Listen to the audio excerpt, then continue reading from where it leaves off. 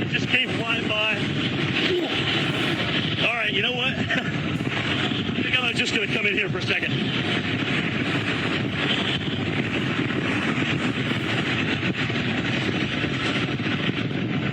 Just give me a second. Jim, you all right? I'm all right. I'm fine. I'm fine. You just can't stand up. All right. Yo, what's good, everybody? It's your boy, Florida Hurricanes 91, and you tuned into another episode of Deep Conversations with Trey. Now, the topic of today's episode is the eugenics movement still alive and thriving today under a new methodology? And that new methodology is one that we're going to discuss in a little bit. The first thing we're going to go into, though, is some short sections out of a longer video dealing with eugenics and the history of eugenics and how they erase Black history. This is on a guy's Straight Up page, and definitely shout out to that page. Check out his information, man. He has a lot of information on there, a lot of research, a lot of evidence to support his claims, and it's definitely something I suggest and advise you guys to check out if you want to kind of get a little bit of a more understanding of things going on back in the past. And one thing I do want to touch on before we get started is, as long as there are those of us who are willing to profit at the expense of the greater majority of us, it will forever be hard for darker hue people as a whole to come out of their situations, to progress, and to achieve things that we need to have achieved. And you will see exactly what I'm saying about that as we kind of go through this video and we touch on a couple of points. But with that being said, I'm not going to hold y'all up any longer. Let's get started. How did eugenics erase Black history? I'm going to read the introduction of the book I mentioned, War on the Weak by Edwin Black. This should give you some idea of what the eugenics movement was all about. Just be forewarned, it's somewhat lengthy, but I feel it's necessary in order to understand what went on in the United States and abroad during the onset of the height of the eugenics movement. Just as a disclaimer, I don't receive any compensation for talking about this book, nor have I ever been contacted by the author or its publisher. Okay, so the introduction goes on to state, voices haunted the pages of every book.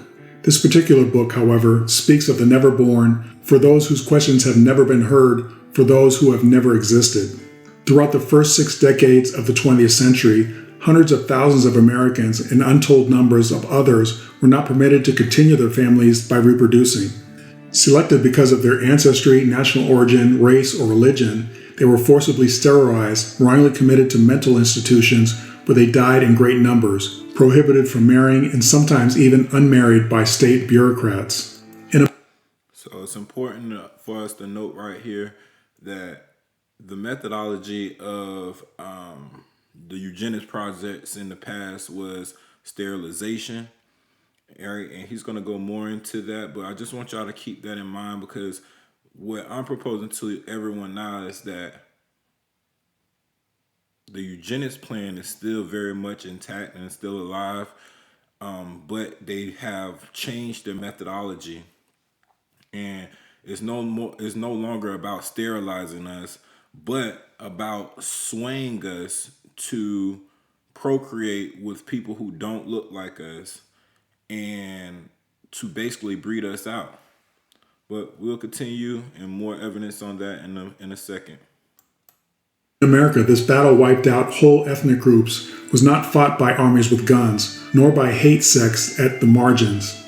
Rather, this pernicious white-gloved war was prosecuted by esteemed professors, elite universities, wealthy industrialists, and government officials colluded in a racist, pseudoscientific movement called eugenics. The purpose? Create a superior Nordic race. To perpetuate the campaign, widespread academic fraud combined with almost unlimited corporate philanthropy to establish the biological rationales for persecution, employing a haze amalgam of guesswork, gossip, falsified information, and polysyllabic academic arrogance. The eugenics movement slowly constructed a national bureaucratic and juridical infrastructure to cleanse America of its unfit. Suspicious intelligence tests, colloquially known as IQ tests, were invented to justify incarceration of a group labeled feeble-minded. Often So They are issuing out IQ tests, right? They are trying to justify their incarceration of a group they've labeled feeble-minded. Now, what's going to be shocking here for a lot of y'all is to realize that, like I told you, up until a certain point, the majority of these people who we're calling lighter hue people or Caucasians, these people were classified as the feeble-minded and low IQ, and a lot of the things that we see going on with our people today was going on with them as well in this country. So keep on watching. Let's go. The so-called feeble-minded were just shy, too good-natured to be taken seriously, or simply spoke the wrong language, or were the wrong color. Mandatory sterilization laws were enacted in some 27 states to prevent targeted individuals from reproducing more of their kind. Marriage prohibition laws proliferated. Reproducing more of their kind, right? Keep that in mind. That's key here, right? This was their target. Remember, he stated their purpose was to create a superior Nordic race, right? And it says mandatory sterilization laws were enacted in some 27 states to prevent targeted individuals from reproducing more of their kind. Keep that in mind, y'all. Throughout the country to stop race mixing. Collusive litigation was taken to the U.S. Supreme Court, which sanctified eugenics and its tactics. The goal. All right. So right there, marriage prohibition laws proliferated throughout the country to stop race mixing. So we're going to see shortly how they've changed up on this methodology, right? Where they once were trying to stop race mixing, now they're using that to stop them from reproducing more of their kind. So you're going to see what I'm saying about that in a minute here. Check this out. Was to immediately sterilize 14 million people in the United States and millions more worldwide, the lower tenth, and then continuously eradicate the lowest remaining tenth until only a pure Nordic race remained. Ultimately, some 60,000 Americans were coercively sterilized, and the total is probably much higher. No one knows how many marriages were thwarted by state felony statutes. Although much of the persecution was simply racism, ethnic hatred, and academic elitism, eugenics wore the mantle of respectable science to mask its true character.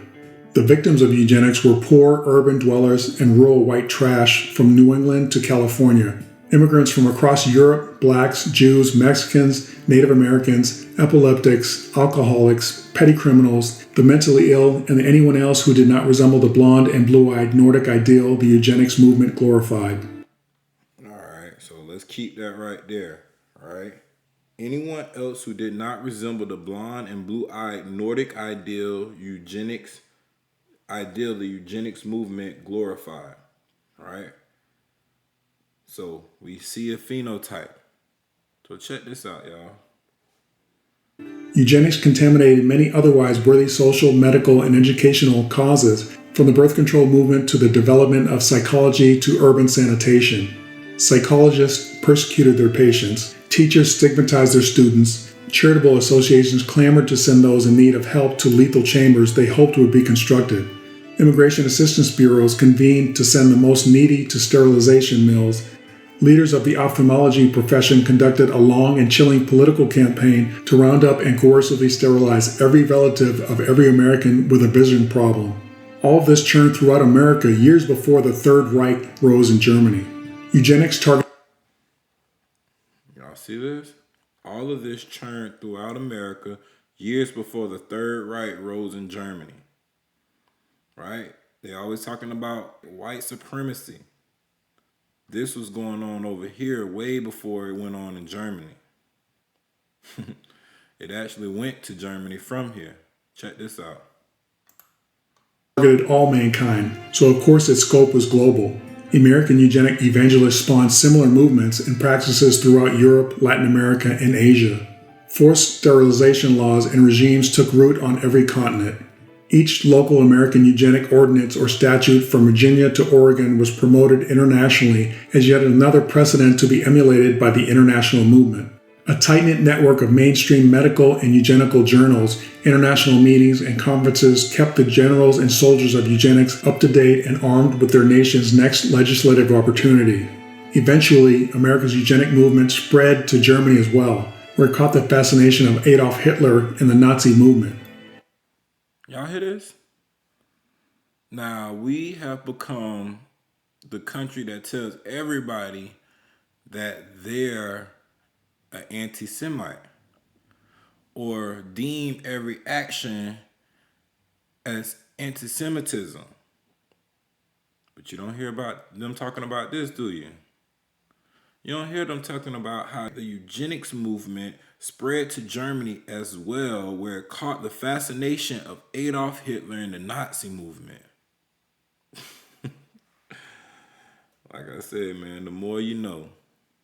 Under Hitler, eugenics careened beyond any American eugenicist's dream. Alright, so look, we're going to go forward a little bit. I want to catch some other stuff on this video. Let's go about right here. I realized that less than half of the information I had assembled would ever make it into the book. Frankly, I had amassed enough information to write a freestanding book for each of the 21 chapters in this volume.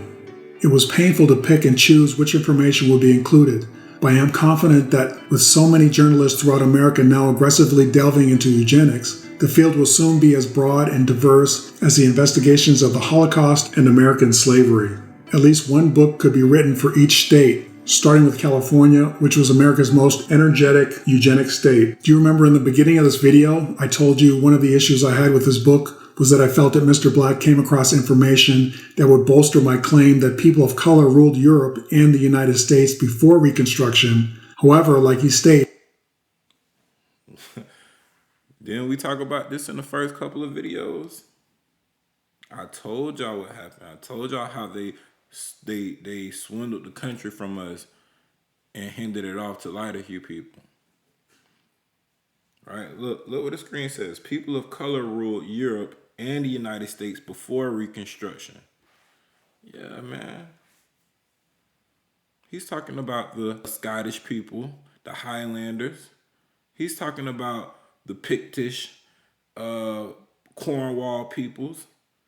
He's talking about the French, right, who were said to be a swarthy people, the Huguenots, the darker Germans, right, the Moors. He's also talking about the Americans. Remember, the definition for American was applied to the Aboriginals, or the copper-colored races found here by the Europeans. And when the dark Europeans arrived over here, they interbreeded with the Americans. Man, the story has been all chopped up, and now we think that all darker hue people come from Africa and all lighter hue people come from Europe. That is the basis of the lie. That is where the lie starts, because they needed it to start that way. But really, darker hue people were all around the world. So let's go on a little bit. He had to pick and choose what information to place in the book. Okay, so on page 24, Mr. Black states, "This is the right place to note that virtually all the organizations I investigated cooperated with unprecedented rigor because they want the history illuminated as much as anyone. This includes the Rockefeller Foundation, the Carnegie Institution, Cold Spring Harbor Laboratory, and the Max Planck Institute, successor to the Kaiser Wilhelm Institute. All gave me unlimited access and unstinting assistance." All right, so here's my question. Do you think Mr. Black would have been given access to all those inaccessible archives and private collections unless he promised them he would only stick to information regarding eugenics? I truly believe this is the deal that was struck in order for him to be granted this unprecedented access. All right, so on page 25, Mr. Black states, "My mission is to expose who paid for these bleak episodes, who agreed to them, who made them possible, and who used his lofty status as a university scholar, a medical expert, a governor, a judge, a legislator, a prominent attorney, or wealthy philanthropic organization to press forward on the gearshift of genocide." All right, so why do I mention this paragraph? Because individuals in these positions mentioned above were also responsible for allowing our true history to be rewritten and taught to future generations. our true history to be rewritten. He told you in the first clip how Black history was erased through eugenics. Y'all see what's going on? So what y'all gonna see is that even though we think as darker hued people today that they could never breed us out or it would never happen to us, it has happened before. It's happened plenty of times. And I'm gonna point it out to you. I believe power, greed, jealousy, and envy were contributing factors as to why these people did these horrible things. I also believe it's why it's allowed to continue to this very day. According to Mr. Black's book, the man that coined the word eugenics was an English explorer and anthropologist named Sir Francis Galton. However, he was inspired by Gregor Mendel, a Hungarian scientist and teacher, and Galton's cousin, the English naturalist Charles Darwin. These theories took root around the time of the American Civil War, well into the time of the Reconstruction period. Coincidence? I think not. Let me read you a little bit more from the book to give you an idea of what was going on during the early 20th century. All right, so we're going into chapter 1 of the book, and it's called Mountain Sweeps. It goes on to read, in the 1930s, the Brush Mountain Hill folk. In the 1930s, y'all remember me saying this? 1933, FDR brought in the New Deal, brought in the fiat currency system, stole this government from us completely. Y'all remember me saying this? All of this stuff happened within from 1860s to the 1930s. All right, 70 years. Okay? A lot of this stuff took place between that time frame. Y'all gotta remember this. Remember me telling y'all, go look at the pictures of these people? People were malnourished. All right. Like many other clans scattered throughout the isolated Appalachian slopes, lived in abject poverty, with little education, often without running water or indoor plumbing, and possessing few amenities. They seemed beyond the reach of social progress. Speaking with... Now, even though they show you that one picture of the darker hue family, remember, this is also around the time of Black Wall Street. You understand what I'm saying? With indistinct drawls and slurred vestigial accents that marked them as hillbillies, dressed in rough-hewn clothing or hand-me-downs, and sometimes diseased or poorly developed due to the long-term effects of squalor and malnutrition, they were easy to despise. Quite simply, due to the long-term effects of squalor and malnutrition, polite Virginia society considered them white trash. Page 31. These simple mountain people were systematically sterilized under a Virginia law compelling such operations for those ruled unfit. Often, the teenage boys and girls placed under the surgeon's knife did not really comprehend the ramifications. Sometimes they were told they were undergoing an appendectomy or some other unspecified procedure. Generally, they were released after the operation. Many of the victims did not discover why they could not bear children until decades later, when the truth was finally revealed to them by local Virginia investigative reporters and government reformers. Page 32. Western State Hospital in Staunton was not Virginia's only sterilization mill. Others dotted the state's map, including the Colony for Epileptics and the Feeble-Minded near Lynchburg, the nation's largest facility of its kind and the state's greatest center for sterilization. Lynchburg and Western were augmented by hospitals at Petersburg, Williamsburg, and Marion. Lower-class white boys and girls from the mountains, from the outskirts of small towns and big city slums, were sterilized in assembly line fashion. So were American Indians, blacks, epileptics, and those suffering from certain maladies day after day. Thousands of them as though orchestrated by some giant machine. Page 32. Retired Montgomery County Welfare Director Kate Bolton recalled with pride, quote, "The children were legally committed by the court for being feeble-minded, and there was a wait list from here to Lynchburg," end quote, she added. "If you've seen as much suffering and depravity as I have, you can only hope and pray that no one else goes through something like that. We had to stop it at the root," end quote, page 32. Wow, she sounds like Nurse Diesel from the Mel Brooks movie High Anxiety. On page 34 it reads, Virginia's victims were among some 60,000 who were forcibly sterilized all across the United States almost half of them in California. Continuing on to page 34, it says, the movement was called eugenics. It was conceived on the onset of the 20th century and implemented by America's wealthiest, most powerful, and most learned men against the nation's most vulnerable and helpless.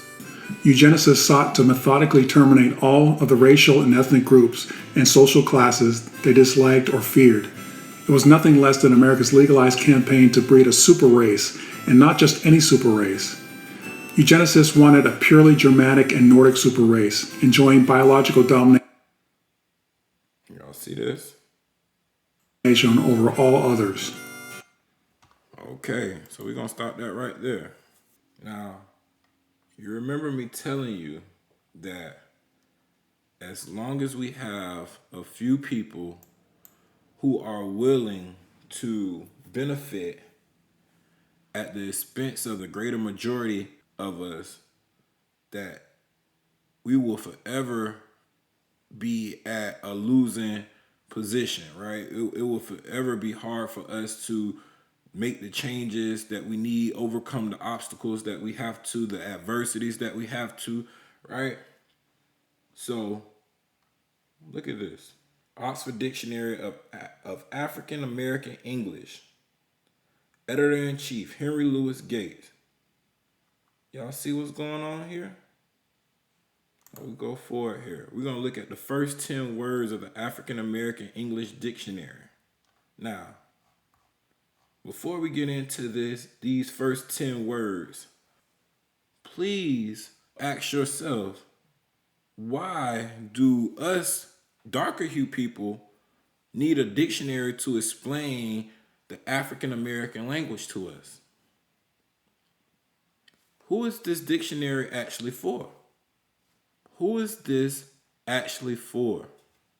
Let's look at the first 10 words. Bussin'. Adjective and participle. Especially describing food. Tasty, delicious, also more generally, impressive, excellent. Describing a party, event, etc. Busy, crowded, lively. Variant forms, bussin', bussin'. Grill, a removable or permanent dental overlay, typically made of silver, gold, or another metal, and often inset with gemstones, which is worn as jewelry. Promised land, a place perceived to be where enslaved people and later African Americans more generally can find refuge and live in freedom. Etymology, a reference to the biblical story of Jewish people seeking freedom from Egyptian bondage. Chitterlings, a dish made from pig intestines that are typically boiled, and y'all know we say chitlins. Y'all know what it is, but listen. A dish made from pig intestines that are typically boiled, fried, or stuffed with other ingredients, occasionally also pig intestines as an ingredient. Various forms, chitlins, chitlins, chitlins, chitterlings. All right, so we're not going to go too far into that. I just want y'all to ask yourself, why would an institution like Oxford team up with Henry Louis Gates to make a dictionary like this? Why? You can't go into corporate America speaking like this. They're going to look at you crazy. Go into your high position at any hedge fund or at any bank talking about busing. You don't see Jeff Bezos and Warren Buffett and these people coming out here talking about, oh, it's busing. We finna go get some chitlins. Y'all don't see this.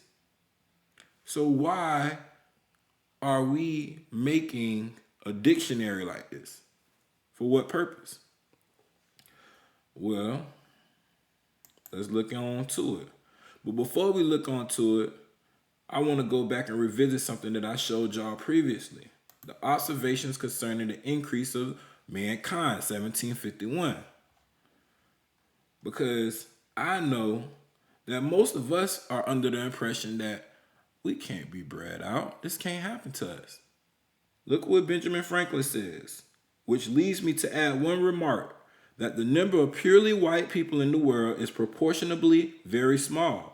All Africa is black or tiny, Asia chiefly tiny, America exclusive of the newcomers wholly so, And in Europe, the Spaniards, Italians, French, Russians, and Swedes are generally of what we call a swarthy complexion, as are the Germans. Also, the Saxons only accepted who with the English make the principal body of white people on the face of the earth.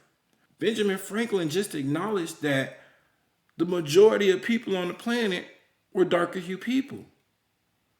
People of color. Yes, this color might have ranged, but the majority of people on the planet were darker hued people. So the question is, where are the swarthy Spaniards? Where are the swarthy French? Where are the swarthy Italians, Russians, Swedes? Where are the swarthy Germans? Okay? Where are the copper-colored Americans? Let's look at it. Is this you discussing Indian blood? We're going to judge people by whether they have Indian blood, whether they're qualified to run a gaming casino or not? That probably is me, absolutely. Because I'll tell you what, if you look at some of the reservations that you've approved, you, sir, your great wisdom have approved. Shout out to Dan Calloway. Y'all, let's go. I will tell you right now, they don't look like Indians to me. They don't look like the Indians. Now, maybe we say politically correct or not politically correct. They don't look like Indians to me, and they don't look like Indians to Indians. And a lot of people are laughing at it, and you're telling how tough it is, how rough it is to get approved. Well, you go up to Connecticut, and you look. Now, they don't look like Indians to me, sir. They don't look like Indians to me, and they don't look like Indians to Indians. So what happened to them? Were they replaced? Oh, okay. All right. Do y'all understand that they have an Indian college where they teach the descendants of these, what were called $5 Indians, how to be Indian? Similar to how they're going to teach these same people how to be Black and African American through a dictionary called the Oxford Dictionary of the African American Language. Piece it together. Keep up. Look what this man tells this lady. And y'all see these darker hue Indians? They thought had African-like features as Y'all see these darker hue people? These not the people y'all seeing on reservations today. Right? But this is what I want to show you right here. jokes. Did your ancestors invade here, or did they come? How'd your ancestors come here? They were born here. They were born here. Yes. Oh, I'm so an they're Indian. Oh, I'm so an they're Indian. Oh, you're an Indian. Yes. Okay. Okay. Okay. Exactly what tribe? Mohawk. Oh yeah. Mohawk. Oh, okay. Where's your Mohawk? No, Mohawk is back east. Did you ever do anything? Y'all think it's a game, don't you? But you're seeing it for yourself. You're seeing it for yourself. And I will tell you this too. This time, a lot of us are to blame because we're issuing in the behavior that's going to get us replaced. We're issuing in the behavior that's going to get us replaced, that's going to get us bred out. Now, yeah, we have some culture vultures, but these culture vultures, they can only be culture vultures with our admissions. We admit them into our culture. We stamp them and they get by on our sign, seal, and approval. Y'all think I'm lying? How many of y'all heard about this little chick here? Lil Tay. Lil Tay, y'all heard about her? Right? Supposedly was dead, but now she not dead. It is with a heavy heart that we share the devastating news of our beloved Claire's sudden and tragic passing. Hope's family announced on Lil Tay's Instagram page, right? So her real name is Claire Hope. All right? So on her Instagram page, which has 3.3 million followers, We have no words to express the unbearable loss and indescribable pain. This outcome was entirely unexpected and has left us all in shock. Her brother's passing adds even more unimaginable depth to our grief. During this time of immense sorrow, we kindly ask for privacy as we grieve this overwhelming loss, as the circumstances surrounding Claire and her brother's passing are still under investigation. Claire will forever remain in our hearts, her absence leaving an irreplaceable void that will be felt by all who knew and loved her. Right? Lil Tay achieved viral fame as a 9-year-old social media influencer, the self-proclaimed youngest flexer of the century. Flexer. Who gave this stuff to the world? Who taught y'all about flexing? I'll wait. She became known for her expletive-filled Instagram videos depicting a lavish hip-hop lifestyle. Lavish hip-hop lifestyle. Listen,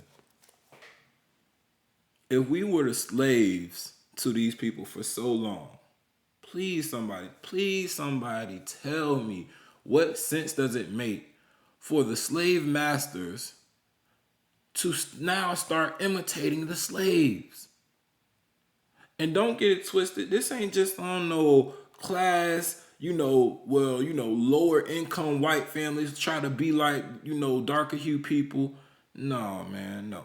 I've seen people riding around with Lamborghinis and all they can bump is Tupac. When you walk into these businesses, listen to the music that they're playing. They're not playing Elvis. They're not playing the Beatles. This is not what they're playing in there. And then you have to ask yourself, if y'all culture was so great, why y'all not imitating y'all culture? Why y'all not trying to be the next Elvis, the next John Lennon? And don't get it twisted. We gave y'all that because a lot of that stuff was created by us too. And we've just said, you know what? Y'all can have this. We're going to stay in the hip hop lane. And I'm not even really in support of that because we know the devastation that that's causing on our communities. But the fact of the matter is we've allowed y'all to have the other stuff that we created, 50, 60 years ago. And now it seems like everybody in the world wants to be in hip hop. Everybody, and that's cool. That's perfectly cool. But the thing about it is, y'all are imitating the worst parts of us. Man, come on. Look, lavish hip hop lifestyle. In one video, she boasted about buying a $200,000 sports car despite not having a driver's license. In another film, atop a Beverly Hills viewpoint, she proclaimed, "I run LA." 9-year-old. Lil Tay was associated with popular rappers including Chief Keef and XXXTentacion. Didn't I say? Look what she says. Whom she called a father figure. Didn't I tell y'all they getting in on our stamp of approval? It's us. We doing it. Now watch this.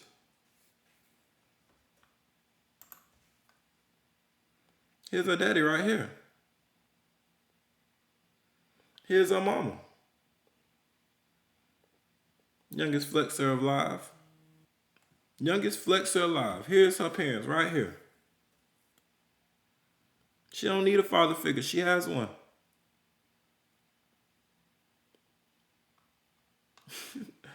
All right. Act like y'all don't know, man. Look at this. Look what we talking about. Wayne is crushing these whack female rappers.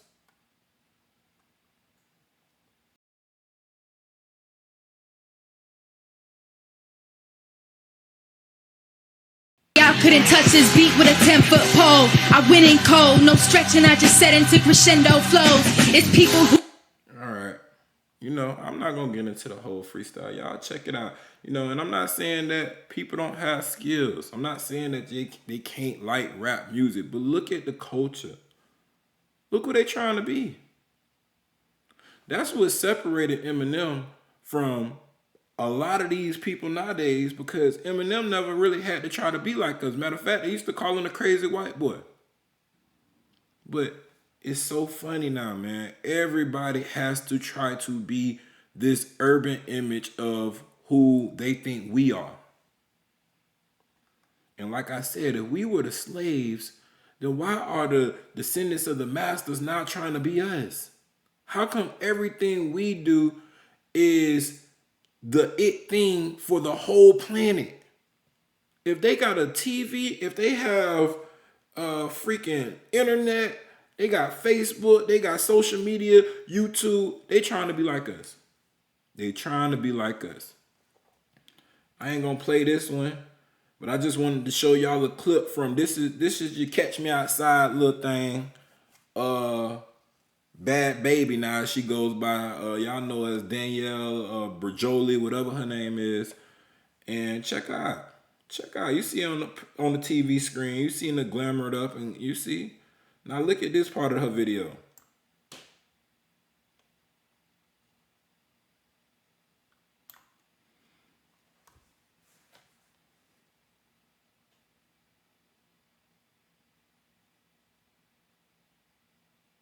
You see what I'm saying? They know what's up. They know exactly what they're doing. They know what my girl say, this look like Leave It to Beaver.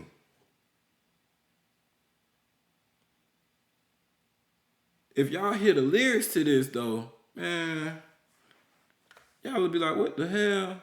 But we're issuing this in. Look what it say down here, featuring Lil Yachty, Gucci flip-flops. Who's stamping this shit? Who's stamping this shit? Look at this. Here's Woe Vicky.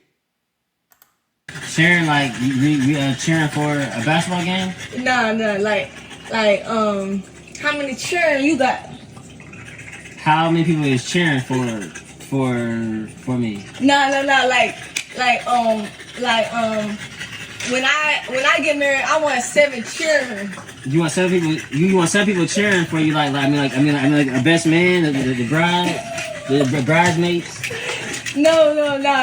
Look, it's like make sure you take care of my cheer. Like these your cheer. Oh, kids, cheer. Yes. Children of the corn. Period. Yes. Cheering. Oh, cheering. Yeah. So children. Let's use it in this sentence now. So. Y'all see this? Okay. Shotty dripped out. Shotty got that drip on. Don't play with it. Y'all can't be serious, man. Hold on. One of my favorites right here. Hold on. Check them out. But y'all see this? Y'all can't be serious. Come on, man. Really apologize to everyone who was offended by me having braids. I didn't think anyone would really care, but I've decided to cut them out because I think it's really disrespectful. Shut the fuck up! That's what y'all really wanted me to say, huh? That's how y'all want me to react to this shit. Look at him. Kiss my white fucking ass, bitch. Y'all see this shit? Twerk queen. Look. Queen of twerk. He got my jealous on and I get my jealous on. I fuck him like I miss him. He just came out of prison. Bitches be talking shit, but they ain't got a pot to piss in. Y'all see this? Twerk Queen Louise.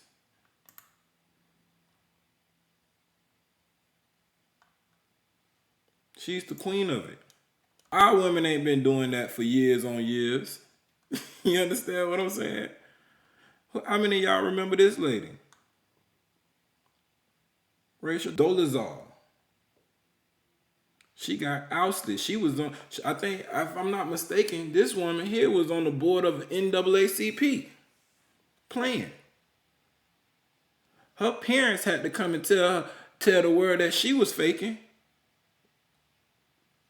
I think she called herself transracial or some shit. She became a global hate figure this year when she was ousted as a race faker. Here she talks about her puritanical Christian upbringing, the backlash that left her surviving on food stamps, and why she would still do the same again. Y'all think I'm playing, man?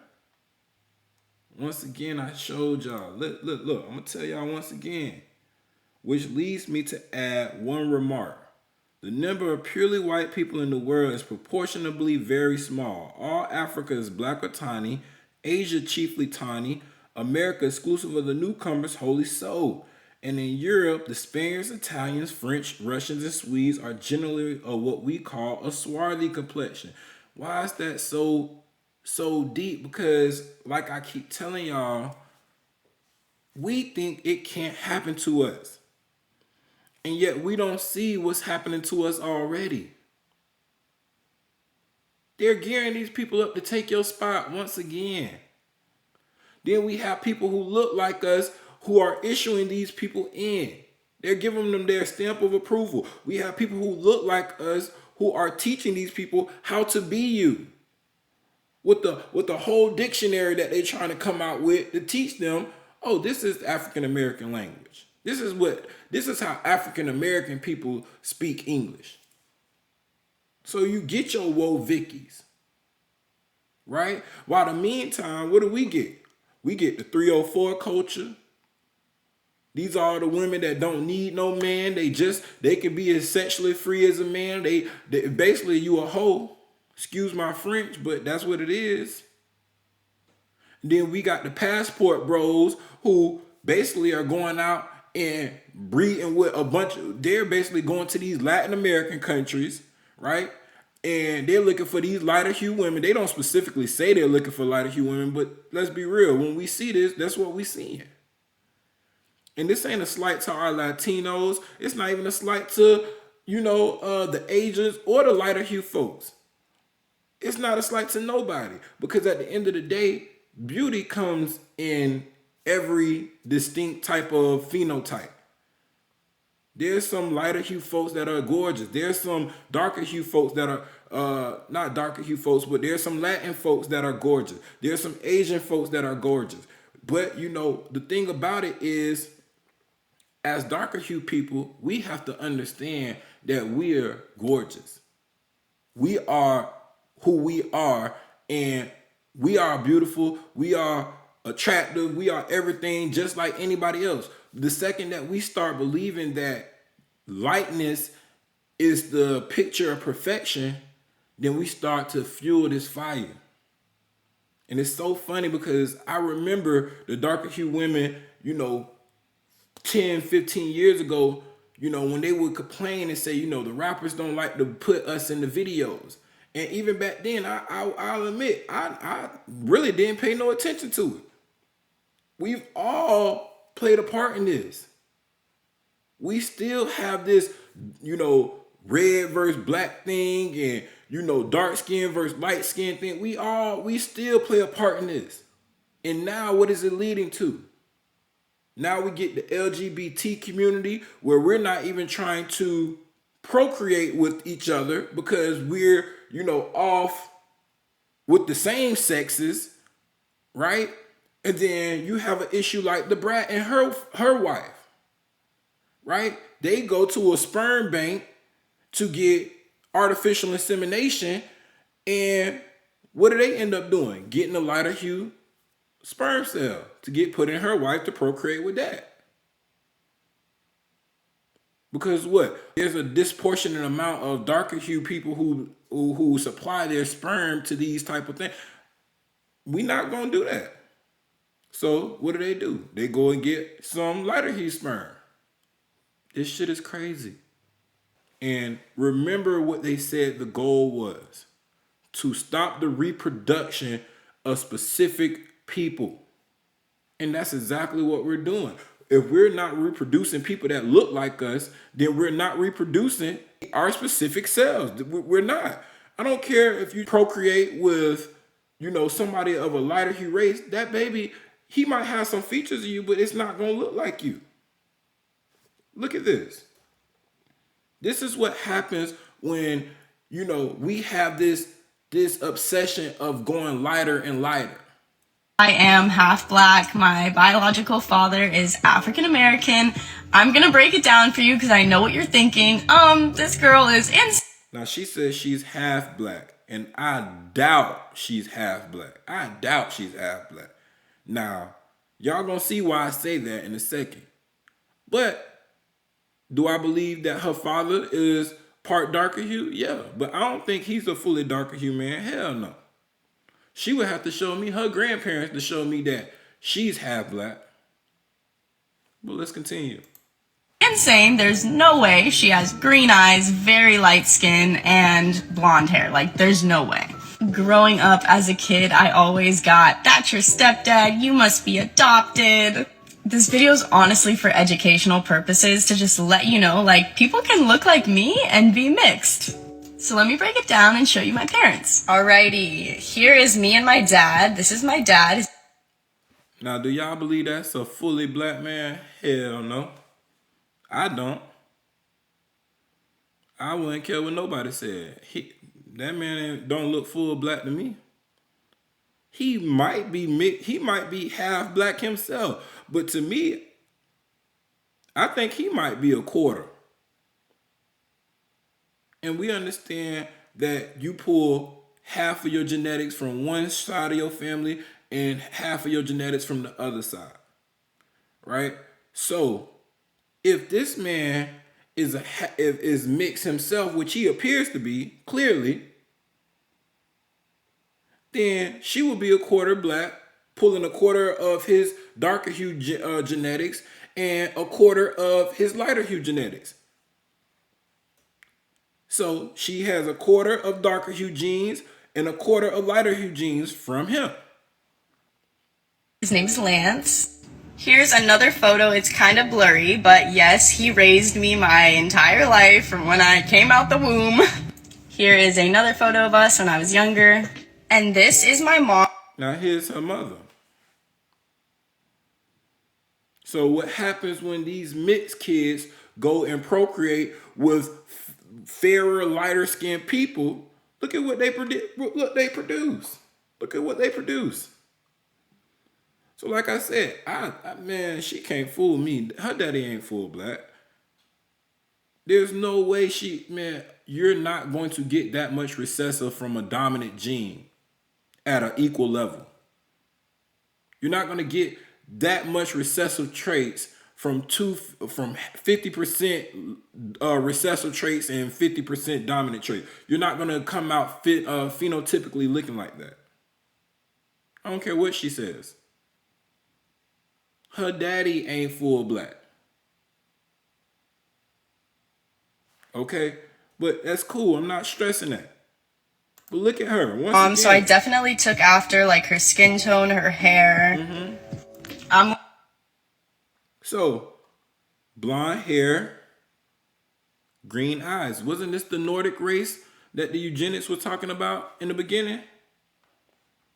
Isn't that what they said? They wanted a superior Nordic race with blonde hair and green eyes, blue eyes, whatever the hell. So this is what I was stating before when I said I believe the eugenics movement is still very much alive. They've just changed their methodology.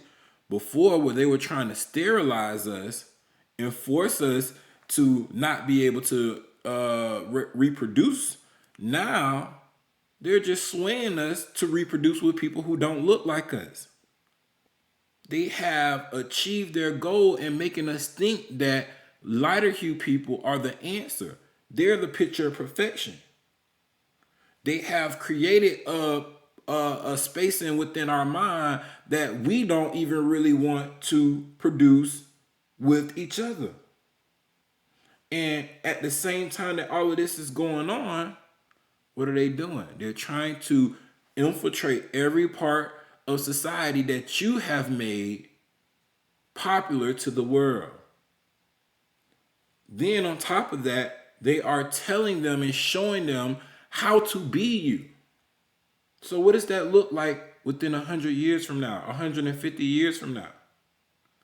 Well, like I kept going back to the observations concerning the increase of mankind. Where are the dark Spaniards? Where are the dark Germans? These people are a myth now. And if we're not careful, we will be too. It's been real, y'all. It's been another episode of Deep Conversations with Trey. I'm out.